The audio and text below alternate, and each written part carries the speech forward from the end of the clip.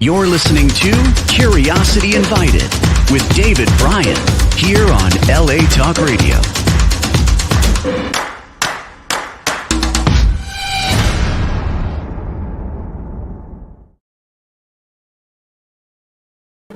Hello, my name's David Bryan, and this is Curiosity Invited, a podcast inspired by endless curiosity. Tune in for an open-minded conversation about interesting and important things. Welcome to Curiosity Invited.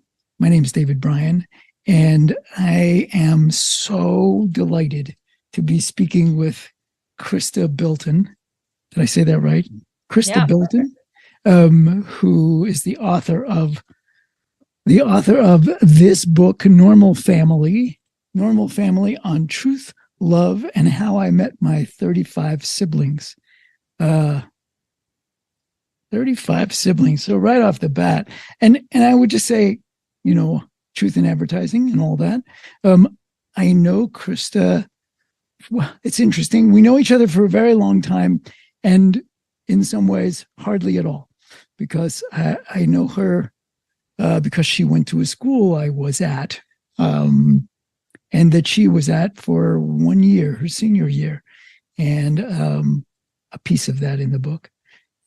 And I'm so delighted because I was also and am also very fond of Krista. So what a lovely thing for me to be in touch with you again after all these years, and especially after you're such an accomplished writer. I want to tell you how much I just told you a moment ago, but I want to tell you now and preserve it in the posterity of Zoom recording that I loved reading your book. I loved reading your book. It really did. It took me to so many different places that I didn't expect to be taken. So we hopefully we'll talk about that. And well, I guess the sort of tagline that they put in the subheading, although the book is about so much more than that, but yes, it really is that I found out in my mid-20s that the man I had known as my dad, after I was born, secretly became one of the most prolific sperm donors at the California Cryobank, and that I had anywhere between several dozen and possibly hundreds of half siblings growing up all over the US. So that's sort of the jumping off point. And the book opens with me sort of, after 10 years from learning about that and not wanting anything to do with these siblings, 10 years later to inviting a bunch of them that I had never met to my home. And so that's sort of where the book opens. And then I take you back to how we got there. But really, it's the story of me growing up with my incredibly unconventional mom and dad in 80s, 90s, Los Angeles. When did you know that you were a product of a sperm donor and that your mom and dad didn't consummate? My mom found my dad in a hair salon and thought he was very handsome. My lesbian mom found my father in a hair salon and thought he was very handsome and asked him if he would father her a child for a financial transaction. And when did you first know that piece? Was that the 10 years before? Was that then? Yeah, I had always been told growing up that, because he was a quirky, eccentric guy who was in my life, and I tell that story, but Right. I just knew him as dad, and I had sort of been loosely told that they were best friends who had a kid together. So it was only upon discovering his secret sperm donor life, which occurred after I was born. So I was the first kid. It was only upon realizing that a bunch of questions started to sizzle up in my consciousness. And I started realizing that a lot of the story wasn't true that I had been told. Right. And when did you know that your mom was a lesbian? I knew that always. You did? Yeah. Okay. Yeah. Yeah, I knew that always. That wasn't the same. Yes. So she had her many girlfriends. Yeah. I didn't know that. So you didn't? I didn't know that until I certainly didn't know that when I first met your mom.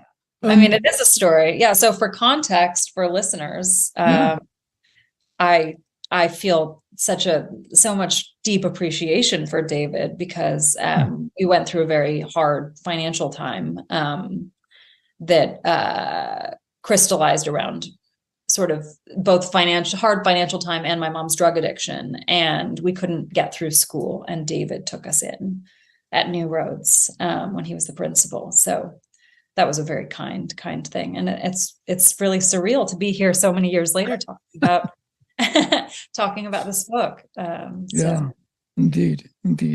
And I always knew you were a great writer, just from that year.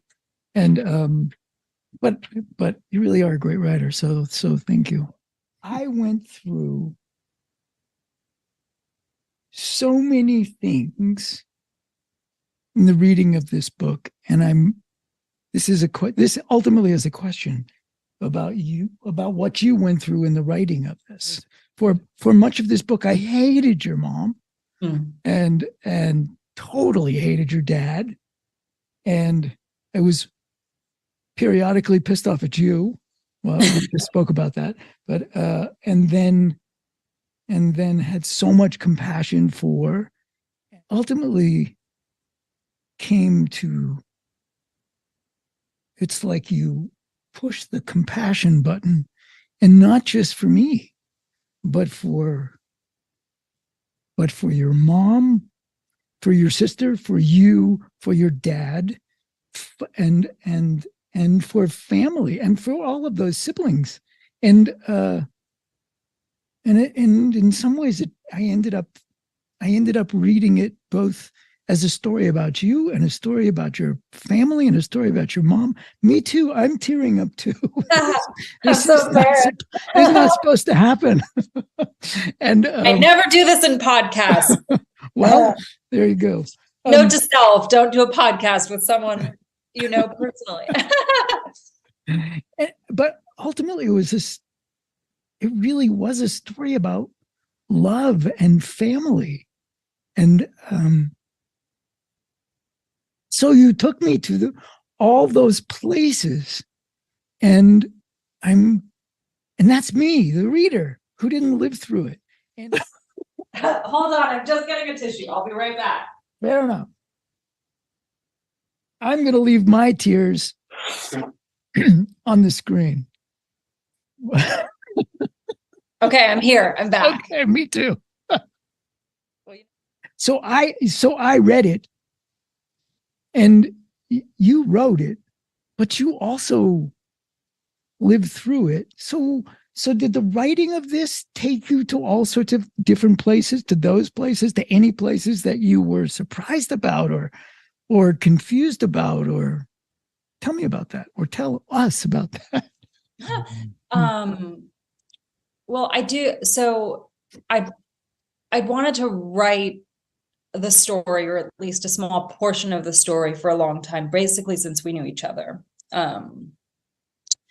I think the first time I sat down to just try and write parts of it was when I was 17. So literally when we were interacting, but I just couldn't get much down on the page that I was happy with. And I wound up, after many tries through my 20s, I wound up just putting it away.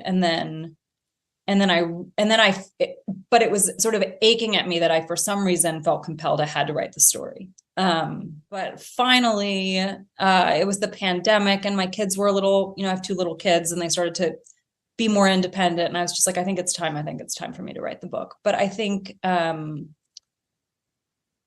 I had already done a lot of, a tremendous amount of personal work and processing of my upbringing. So at the time I wrote the book, I felt that it was already sort of behind me, and I was writing it with that distance. With a distance. And in many ways that's true. And maybe that's why it took me as long as it did. But also, of course, it also took me to places that I wasn't expecting. So, so certain chapters would just get me into a funk for a few days, or, I would start weeping for some reason when I wrote something that I didn't even know I had emotional relationship with, like some of the early chapters with one of my mom's early girlfriends, that woman Sable, Like Nick came home, my husband came home from work one day and he walked in and I was just pouring. And I was like, I didn't even know I still felt feelings about this woman. Yeah.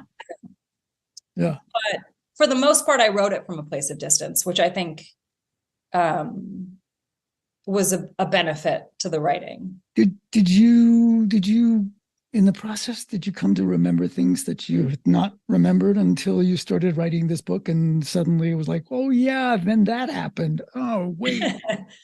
It wasn't so much remembering, because there were a lot of, there were different scenes I had already written throughout the years. So I would go and reference back. And so that was able to sort of take me right there, because I'd luckily been trying to write this thing for as long as I had. But I think what was interesting to me was just putting it all into context and into a stream.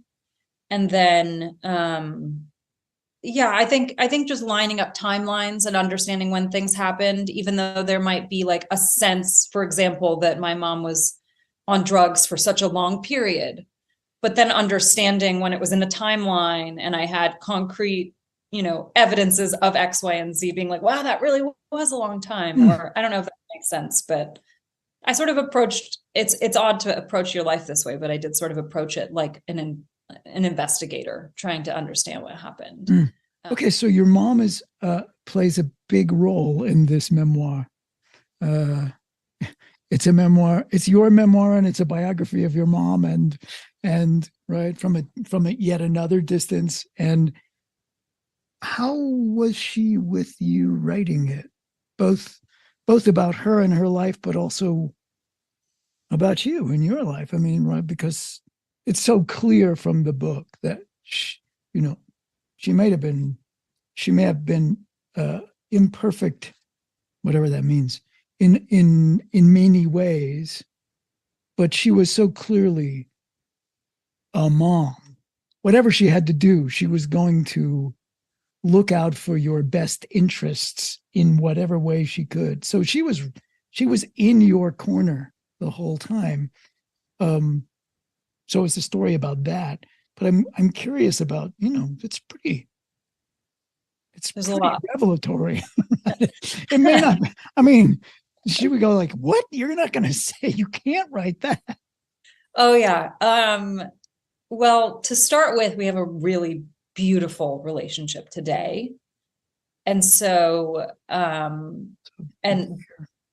it's a wonderful relationship today, and we've done a lot of healing, and she's now sober, and so I think she's coming from a place of, but I won't lie that it was a journey to get her comfortable with me putting this out there. When I first told her that I was in earnest writing the book, even after I got a book deal, I think because I had been talking about this since I was 17 and I'm now 38, I think she thought it was like The Boy Who Cried Wolf, that this project would never see the light of day. And so she very happily participated in very in-depth, hours-long interviews. Because like so many grandparents, I'm so busy with my kids, and she's like, oh, it's quality time with my daughter, who, as you say, she's very invested in, and talking about myself, which, as you know from the book, she loves to do. So I got some really rich and juicy material from recorded interviews with my mother that I think there was just some cognitive dissonance that those would then be put on the page. Yeah, I bet. So she sort of was waltzing through the beginning stages of this book, like having the best time of her life. It was only at the point in which I handed her a draft, and I knew that the draft would be hard for her. So I edited out of the draft I gave her as like a starting point. Yeah, exactly. The harder parts that I thought she just was not going to be able to handle. It's like somebody going into the hot tub for the first time. Okay, yeah, we're going in bathing suits. No problem. Absolutely. Yeah. I mean, what surprised me is I really made it PG for her, just to like get us started.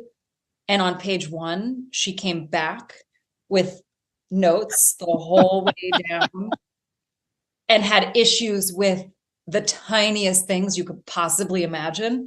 At which point I was like, oh my God, I don't know if I can do this. What's this actually be like when I show her? Exactly. I would not redo that year of my life getting my mom comfortable with me publishing the book, because it was a lot of, I think I had the intuition in the back of I think I knew deep down that she would be okay at the end. For whatever reason, I believed that.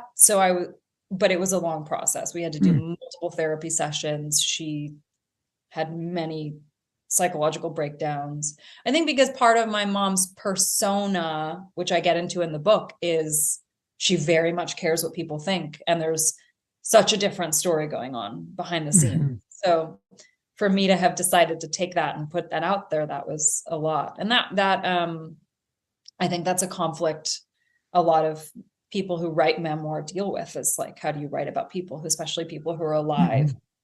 I don't know if we were still in the mud, I would be able to write it, because it'd be sort of incriminating, but maybe because it's now so far in the past. Yeah.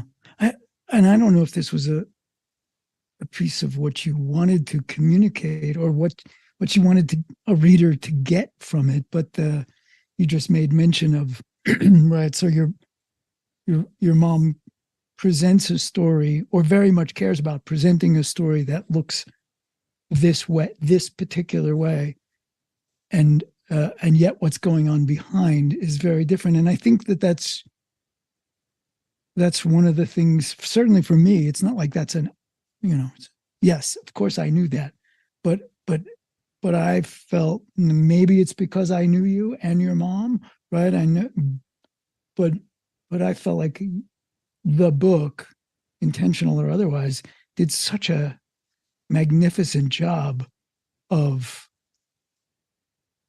calling that out, of making that really crystal clear. Like, you have no idea. One has no idea what someone else is going through. The judgments we make about anybody, right? About like the God, what an asshole. Yeah, that may be. That person may be an asshole, but boy, we don't understand. We don't know. We can find out and then decide, yeah, that person's really just a thoroughgoing asshole. Or we might, as you did in the book, or at least what I got from it, was we might say, wow, I had no idea. Of course that's why, blah, blah, blah. You hit the nail on the head. You just never know what someone's going through and what their private struggles are. And even your own family. Like I tell a story very late in the book, and I put it intentionally late in the book, about my mother's childhood. Mm-hmm. And I hoped that would do exactly what it sounds like it did, which is sort of shake the reader into being like, wow, I didn't know everything.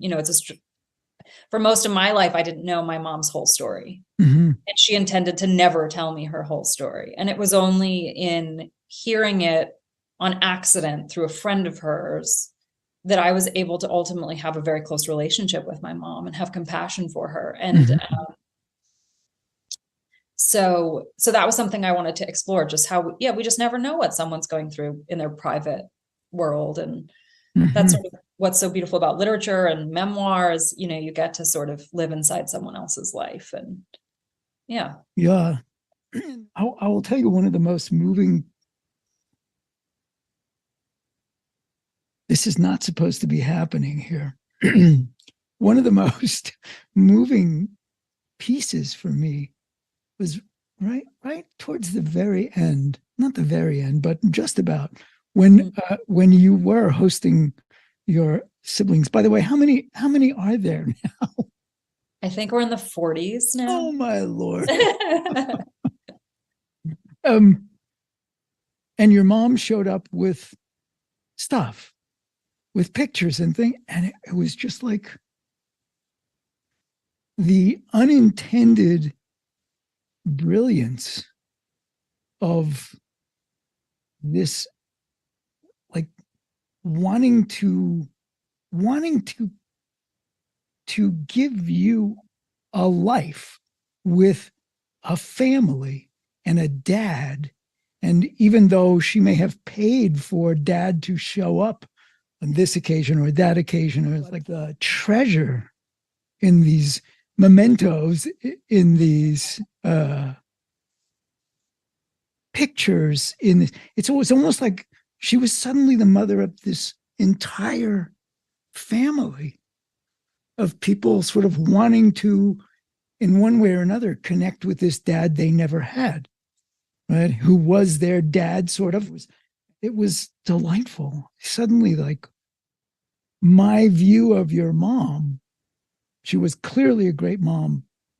No, I take that back. She was clearly a mom trying to be a mom for you with all of her challenges the whole time. But I wasn't a fan of I wasn't a big fan until the end. And that scene of her being, in some ways, everybody's mom at that moment. It was really, really moving. Really was delightful. So, and some of your siblings are actually in your life now as people that you connect with and are connected to and share things with and yada yada yada. Yeah, there are a few that I'm very close with, and then, others I could foresee becoming close with at some time. They're all spread out over the US. So seeing them becomes complex. But how does that happen? Like literally, technically, how does that happen? So, the sperm bank is in Los Angeles, or was in Los Angeles, but everybody's spread out. Did everybody start in Los Angeles, or did somebody from Indiana say, "Hey, I've read through your book and I want number 150"? So the California Cryobank, when my mom decided she wanted to have kids this way, she was the only gay woman she knew trying to start a family. So we're talking at the very earliest stages of this. Right. I think in the 90s, it became more commonplace. And of course, now it's way more commonplace. But so it was sort of the Wild West, and people didn't know what they were doing. And there were these, the sperm, there had always been doctors who would somehow get sperm to give to an infertile couple, but creating a business around this was just beginning. Mm-hmm. And they wouldn't even sell to single women or gay women. I mean, it was a whole, things have changed a lot since then. Sure. Homophobia was rampant. Yeah, that was all different. Yeah, we forget how quickly. So my mom found my father and asked him to donate sperm, but then she took him to the California Cryobank to have him tested for STDs. And so that's how he got the idea to start doing this professionly, because he saw a lineup of men donating for money. And he was like, oh, people make money this way. This is amazing. But the California Cryobank was today it's one of the 3 largest sperm banks in the world. But at that time, it was one of the few that were open. Mm-hmm. And I think it was the first one that would drop ship to people's homes. So you would have it sent on dry ice all over the United States. And a staggering statistic I came across when I was writing the book is that the California Cryobank is now the 6th largest customer of FedEx in California. Wow. So sperm is being sent all over the country. As we speak. This is a big business. And, at that time they were recruiting college students is mostly how they came across, med students often is mostly how they came across their donors. And so my dad was sort of this lark that had come in through this other way, and he was a musician, and he donated for over 10 years, 3 times a week, whereas some of these do it for a semester or just during college. So they had a lot of supply. He was incredibly handsome. He was a Chippendales dancer. Did people get to see him before they picked? Get to see him, but the cryobank nurses saw him. And this was a very, parents are calling, who do you think I should use? Who's handsome? So they had all this supply, and he's just, he was the 80s ideal of what a man, in television might look like. Did he falsify? Like, did he tell an accurate story of who he was, or no? I think that he told an accurate picture of what he put his best foot forward, as a man might if he met a girl at a bar and is trying to sleep with her. He exaggerated and played down certain things. So he called himself a classical dancer as opposed to a stripper. He, Traditional dance. he, he said that he had a college degree, but he had done a semester at a transcendental meditation college, Right. it was unaccredited. Right. He, but he wrote true things too about his spirituality and his views on life. But, he didn't mention his early schizophrenia diagnosis because he didn't believe that was true. That was a false diagnosis. I learned about that much later, but, and do you know if any of your siblings are struggling with that? I think we've had 2 or 3 that have had schizo diagnosis. Yeah. Because that is a heritable trait. Yes, but we have a lot of siblings who are leading really happy, fulfilling lives too. So, but that's really complicated when you get into, I didn't want to hit the reader over the head. To be honest, I don't have strong opinions about regulation around sperm donation. Of course, I think accurate reporting of information should be, but there are a lot of people out there that believe that, there should be limits on the number of children born or, all kinds of other things. You had made mention of that. I'm not sure if it was in the book or in one of our conversations, but, geographical distribution. Proximity. Yeah. You can never know, but you can never know, right? There's all sorts of things one can never know, whether it's through a sperm bank or through the bar. Yeah. But if somebody's donating sperm and there's 30 out there, 50 out there, 150 out there, and they're located in the same city, hold on. And you had to scare about that, right? There was, and they might end up dating each other. I dated one of my brothers. Right, exactly. Well, that was, I think the heart of the story is sort of my untraditional nuclear family. And, but then it just felt like a true story about the birth of this industry and all the wild ramifications. Because there are so many, and it just makes you, I also just, I just think that's an interesting point in history to document. So tell me about your dad over the years. Were you always, so as a little girl, you were clearly excited when dad was coming? Was that when I knew you in high school, was your dad in the picture? He was 17. At that time, he had come back into the picture. So he was very in the picture when I was young. Yes. Then he got into heavy drugs, probably a little bit around the time my mom started getting into them. But my mother decided that she didn't want to have him around, that it probably wasn't healthy. There were a couple incidents that I document in the book where it just became clear that things were going downhill, possibly, like a meth or speed addiction, et cetera. Weird friends and companions. So whether he decided to come out of my life or she decided, some of that is back and forth between them. But there were many years when I didn't see much of him. And then those later high school years, he came back in.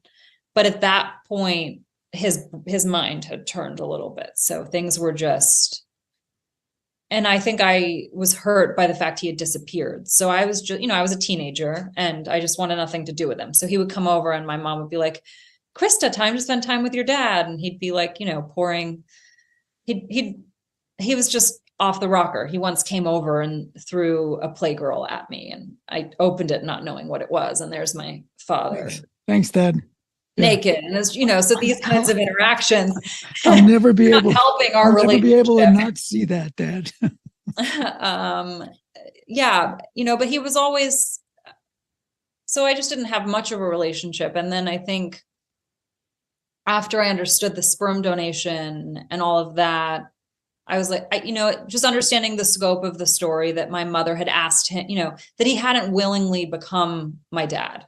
understanding that there had been a financial transaction, or I guess willingly is the wrong word, but that understanding how much my mom had pulled the strings of that relationship was just complicated for me. So she had paid him to have me, but then something I didn't realize until way later was that she had paid him to then be around.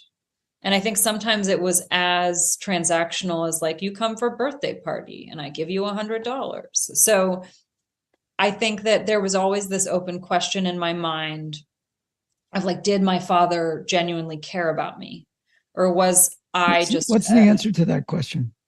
And right now, to 38-year-old Krista, did your dad genuinely care about you?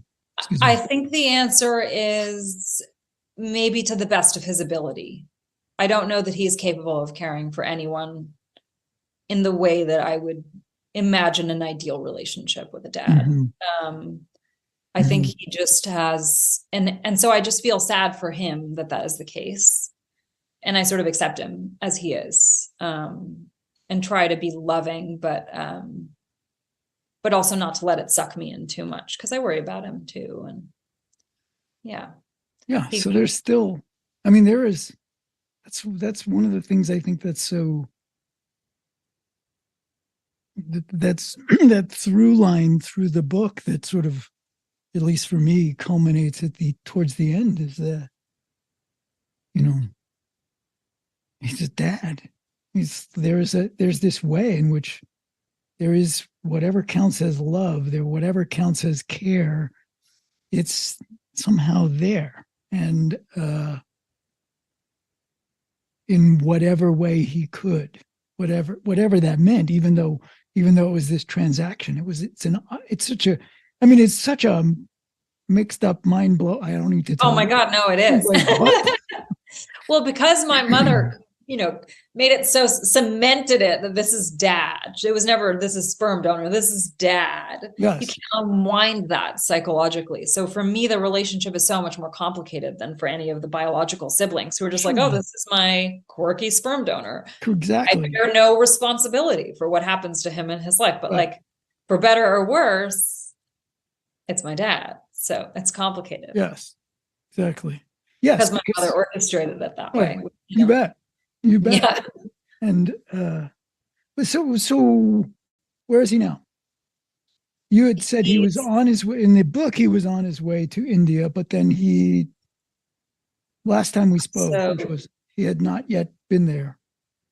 Yeah. So in the course of the book, I sort of follow him as being this bohemian hippie model musician, sleeping on girlfriends' couches, and then eventually becoming, no longer having a home and sleeping on the street, et cetera, or in his car, or eventually in a motorhome. So things got really bleak. And then at the end of the book, he inherits money from his mother. From his mom. Yeah. Yeah. And goes to India, which was like, he'd always said, I'm on my way to India next week, which is why I can't do X, Y, Z, get a job, move into a home, do any, he was always on his way to India. So another boy. He knew it was coming. He knew he was going eventually.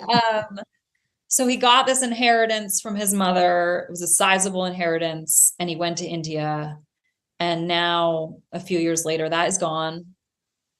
He came back. You mean the money or India?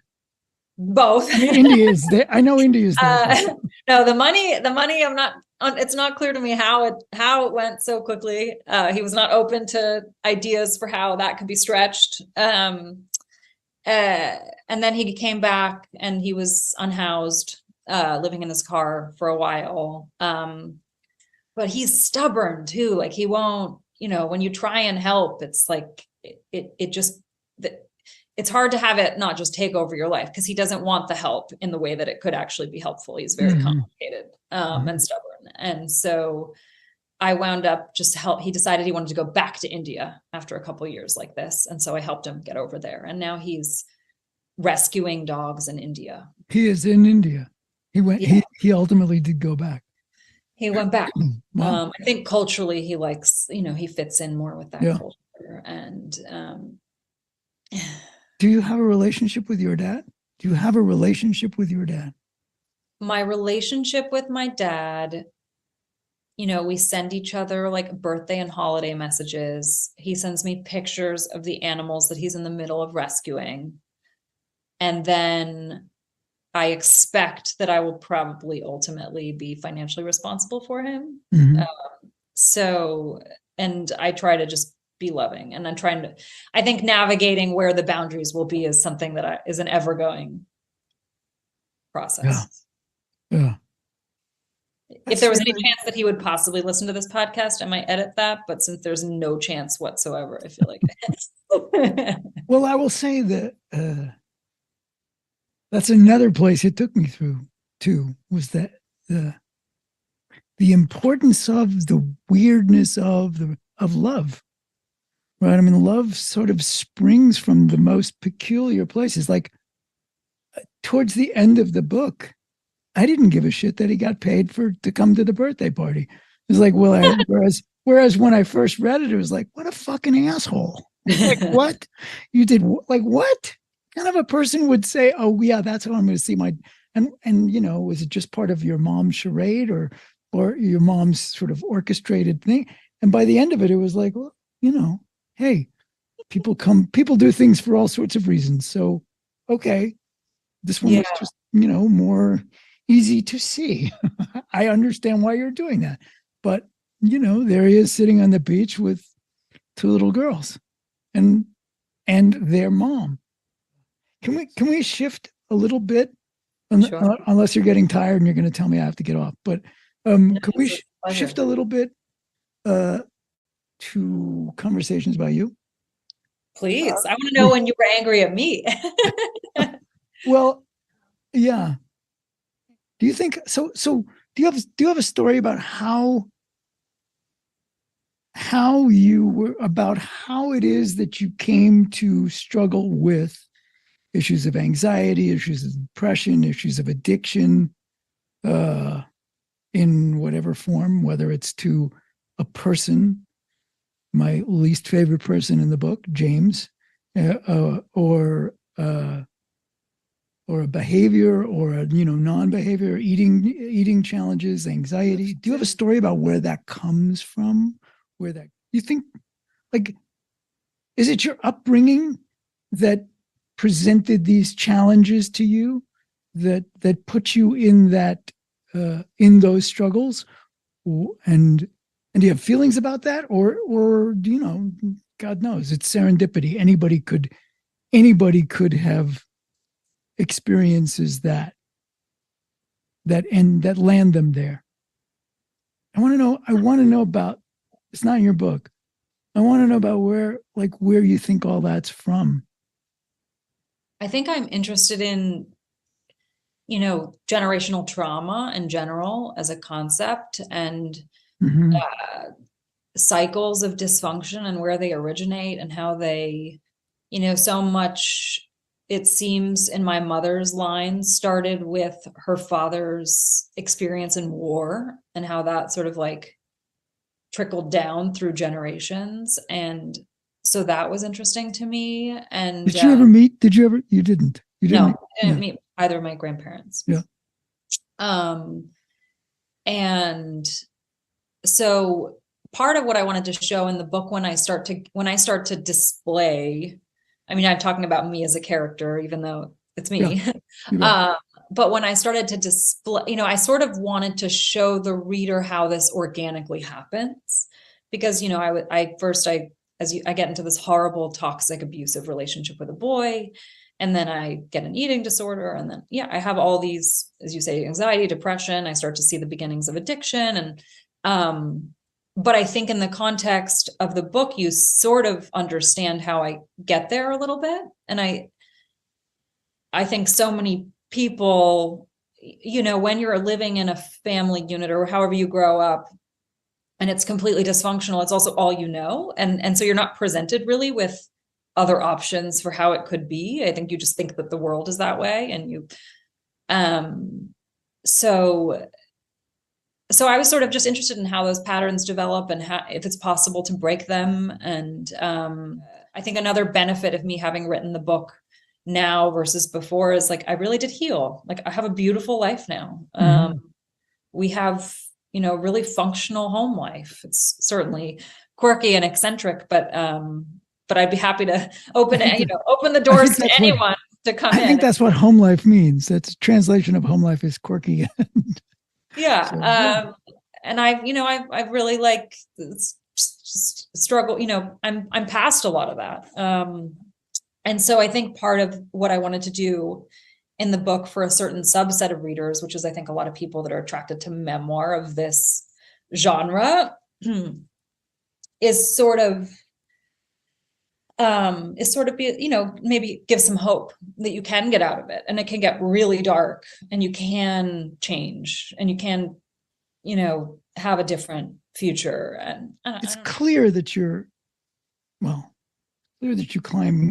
climbed out of it. It also is clear to me that 17, 18-year-old Krista had, you may not remember this, but way more insight into, you spoke about, like, for instance, with this character, this toxic relationship with James. You knew that then. You knew it was toxic. You spoke to me about it, right? Mm. You knew it was toxic. You knew you couldn't. You knew it was not. It didn't just fit easily into the category of teenage crush, right? Yeah. You knew there was something, for lack of a better term, pathological, but dark about it. It was completely pathological. Yeah. To be, yeah. Yeah. And you knew, and there was a way in which you clearly the ins and outs of it much more so now, but you knew, you were aware, didn't just. That's true. So maybe a lucky gift is that I've always had self-awareness, but as you said, addiction, like, it was an addiction. So even if I understood that it was unhealthy, that was way overridden by my addiction to this person. Yeah. I think it was the same for my eating disorder, even though I knew, throwing up in the toilet, everything that I ate, and fitting into pants that I had worn when I was 11 was problematic. There was also a flip side of me that couldn't stop, and in my deranged mind thought that was more beautiful, or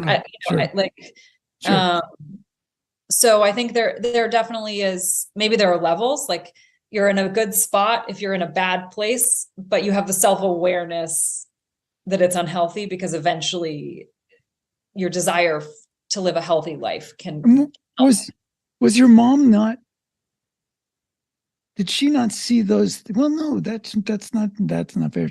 I know she knew that your relationship was terrible and tried to keep him away and all that. And you definitely speak about that.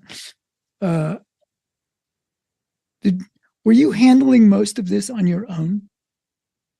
Yes. Yeah. Which I think is a common trait of kids who grow up in homes with addiction, is you, for better or worse, become very independent and private and isolated. Mm-hmm. But my mom also with my husband now, he's so normal in so many ways. And I think it's very hard for my mother to, like, wrap her head around. Like, she knows what to do with a crazy person. Like, that's home for her. Like, that is normal. So, she might on the one hand be going to the police station to get a restraining order on this person, but the next morning she might be serving us breakfast in bed with a flower. Like, and thinking, oh, poor guy, he just needs a little mom love, so yeah. You can't have a sick person helping another sick person get well. Yeah, it doesn't work out so well. Oh, wow. So tell me about your sister and how all this, in as comfortable a way as much as you can, that you feel like, it's yours to tell.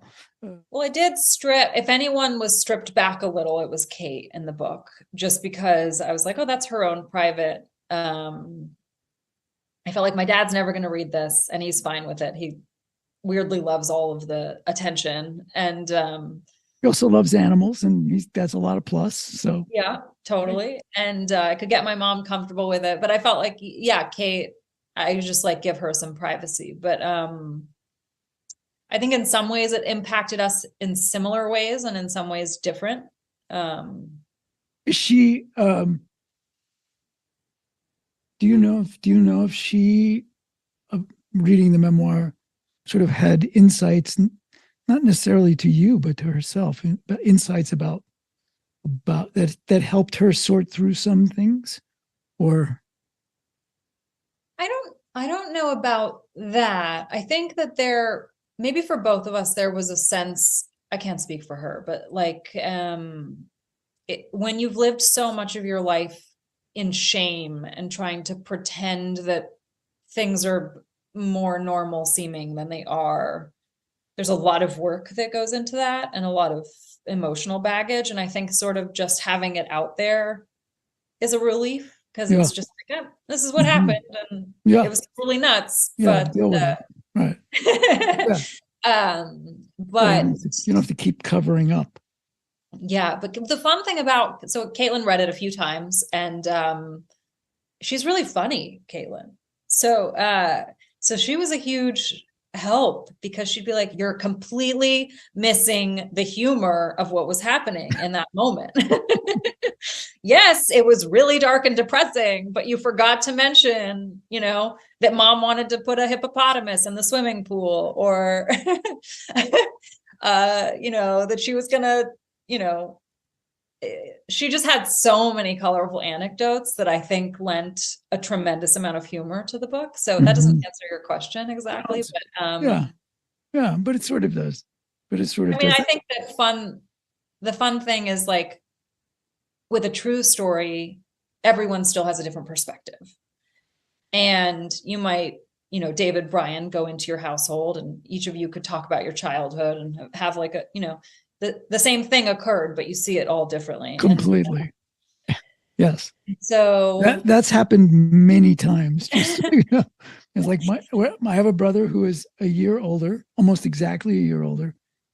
We had the same parents, slept in the same room for many years, went to the same schools, had many of the same teachers. What the fuck is he talking about? Yeah, so every family has that.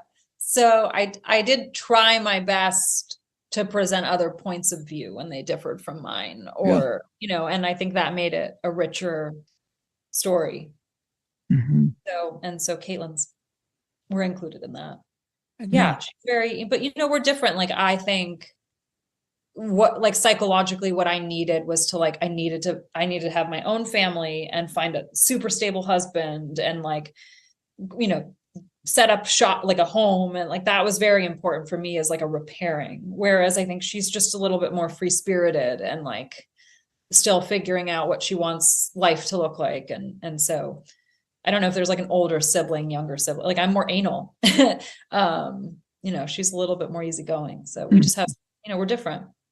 Yeah. Yeah. As are all siblings, I think. As are all siblings. And even those that are biologically similar. Yeah, exactly.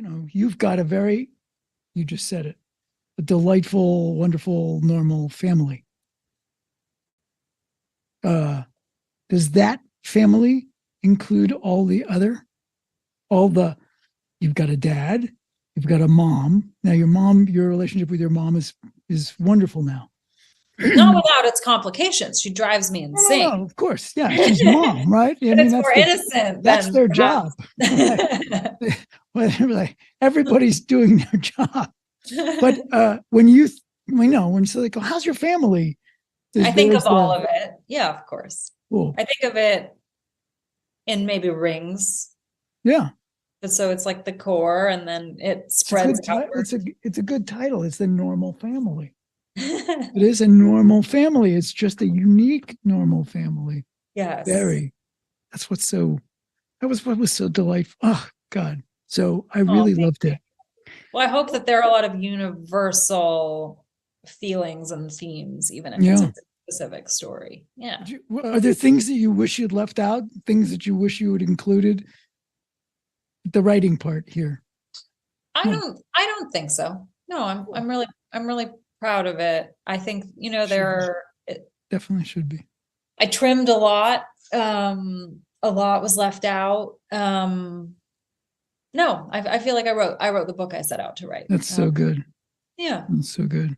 Was it hard? Hard to write it? Yeah. Do things just so flow immediately from your pen? Or no. Yeah. Yeah. No, not at all. Yeah. It was a lot got thrown out. A lot of tremendous amount of writing got thrown out. You have to make choices. There was a point at which I told a lot more of my father's backstory. And then I just realized it was just too much. I felt like I could do that with my mom, but then a repeat with my dad, it was just, there was a lot of reorganizing. There was a point at which I started the book with my mother's childhood, but I think where I put it was more effective emotionally. Totally. Yes. So Absolutely. no, it was a complete struggle. And I'm just so glad it's behind That's me. so nice to hear. I don't know. How was writing your book? Was that easy? I mean, seven drafts, and it's at some point it was just like, okay, that's it. I'm done. I don't care. I mean, I stopped caring. It was so painful to keep again and again. And then, it's over. And then I was like, oh God, I should have talked about that and this and that, blah, blah, blah, blah, blah. And so you can write another one. Well, I'm thinking about it. How about, and that was my last question for you. So what's the next one? I don't know. That was like the burning thing I had to put out there. And recently there was a comical and absurd incident that happened with my mother. I'm like, oh, that would make a great New Yorker essay. Like, maybe some short form sort of David Sedaris inspired family stories would be fun. I don't know that I'm setting out to write another book anytime soon. That's a real endeavor. Yeah. I think you have to be sort of like taken over by the need to do it. Yeah. To really get it done, because it takes so much. But it's there are people for whom that's not true. And I know. They both anger me and I envy them. Like, it's really? Oh, that was a piece of cake. I could do it 10 times. And there's just another one, and it's good. Really? Yeah, well, Krista Bilden, it is. You have anything else that you want to say about it? No, I hope this was valuable in some way to you. It's both valuable and delightful, and as was your book. And you can correct the record about New Roads in the paperback if there you go. Like something I said. No. Don't take that in. Do not take it. I do have to say that you were a tremendous principal, and what a gift that was in my life at that time, and probably so many other kids. Well, thank you for saying that, and I appreciate that. And you're the only class, I mean, in all of my schooling, including college, I think the lessons that you taught in I don't know if it was mysteries or what it was, but those have stayed with me, and I still remember them crisply. And I mean, how many, kids just sort of sit through class, but I remember a lot of those like ethical. Oh, that's right. Society and ethics, probably. I don't know. Yeah. But, that's right. Yeah. Well, so you should be very and I remember, I think this is true. I remember every student, but there are some students that hold a special place, and you are definitely in that category. As is, you might as well tell Caitlin, as is. Yeah, very. It's really so it's so. There we go. There we go again. It's so. Note to self: don't do a podcast with someone you know.